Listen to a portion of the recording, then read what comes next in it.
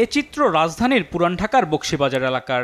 জলাবদ্ধ সড়কটির এক পাশে দুটি শিক্ষা বোর্ড অফিস, অপর পাশে বুয়েটের হল ও আবাসিক এলাকা। শুধু সড়ক নয়, পুরো এলাকা তলিয়ে আছে পানিতে। এক প্রকার ঘরবন্দি এখানকার মানুষ। চাকা গাড়িগুলি সবই তোলা যায়, এত পরিমাণ পানি কোনো শেষ নেই, যেদিকে যায় সেদিকেই পানি। বেরোতে পারিনি বলতে গেলে, যার কারণে মানে না খাইয়ের মধ্যে আছে এক প্রকার।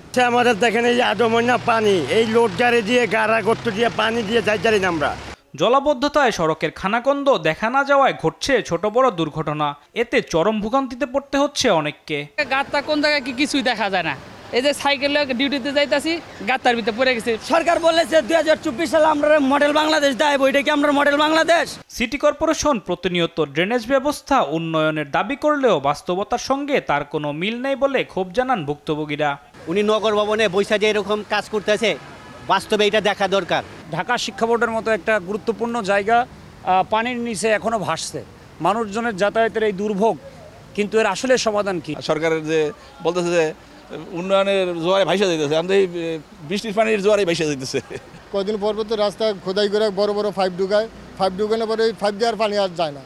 ওরা লাগে যায় ঠিকই, পাইপ দেওয়ার পানি যায় না। এদিকে বৃষ্টিতে নিউ মার্কেট এলাকা থেকে পানি নেমে গেলেও ব্যবসা শুরু করতে পারেননি অনেক ব্যবসায়ী। বিভিন্ন মার্কেট বিপণী বিতানে পানি ঢুকে মালামাল নষ্ট হয়ে যাওয়ায় ক্ষতির মুখে তারা। এই যে সব বাদ, এগুলো আমাদের কোনো কাজে লাগবে না, আমাদের সম্পূর্ণ এই যে মনে করেন পুরো চালানি শেষ আমাদের। কালকে তো ম্যাক্সিমাম আপনার 4-5 লাখ টাকার মাল নষ্ট হয়ে গেছে, আর আজকে তো অবশ্যই আরো হবে। ভারী বৃষ্টিতে মাঝে মাঝেই জলাবদ্ধতা সৃষ্টি হওয়ায় ক্ষোভ জানান অনেকে। এর স্থায়ী সমাধান চান ব্যবসায়ী নেতারা। তাপস ভাইয়ের কাছেও আমরা আশা করি যেন আমাদের এটা অতি তাড়াতাড়ি একটা সুন্দরভাবে কাজ হয়। আলিমুজ্জামান সাফওয়ান, দেশ টিভি, ঢাকা।